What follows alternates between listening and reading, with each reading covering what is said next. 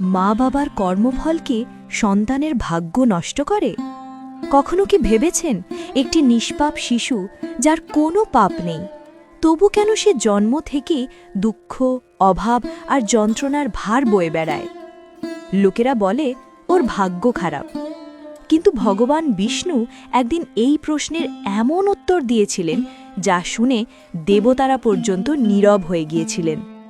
একদা এক রাজা ছিলেন, নাম তার সত্যব্রত। তিনি ধর্মপরায়ণ, বিষ্ণুভক্ত, কিন্তু এক বিষয়ে ভীষণ কষ্ট পেতেন। তার একমাত্র পুত্র জন্ম থেকেই দুঃখী। রোগ, ব্যর্থতা, অপমান সবকিছু যেন শিশুটিকে ঘিরে ধরেছিল। একদিন রাজা কাঁদতে কাঁদতে ভগবান বিষ্ণুর কাছে প্রার্থনা করলেন, প্রভু, আমার পুত্র তো কোনো পাপ করেনি, তবে কেন তার জীবন এমন অভিশপ্ত? ভগবান বিষ্ণুর ভয়ঙ্কর সত্য। ভগবান বিষ্ণু ধীরে চোখ খুললেন। তার কণ্ঠ ছিল শান্ত, কিন্তু সত্য ছিল ভয়ঙ্কর।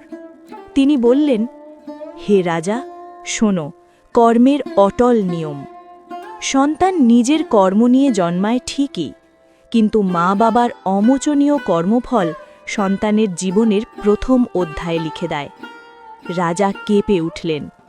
ভগবান বিষ্ণু বললেন, যে মা বাবা অহংকারে অন্যকে কষ্ট দেয়, দুর্বলকে অপমান করে, অধর্মের পথে চলে, তাদের সেই পাপের ছায়া নিষ্পাপ সন্তানের ওপর পড়ে।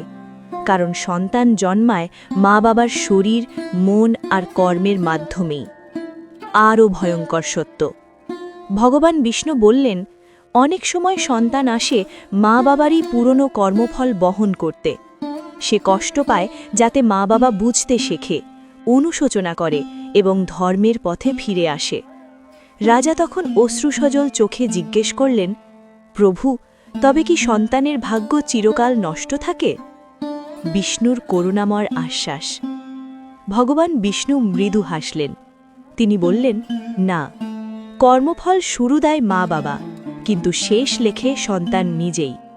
যে সন্তান ধৈর্য রাখে, সৎ পথে চলে, ঈশ্বরের ওপর বিশ্বাস রাখে, তার জীবন একদিন সমস্ত পাপের শৃঙ্খল ভেঙে দেয়।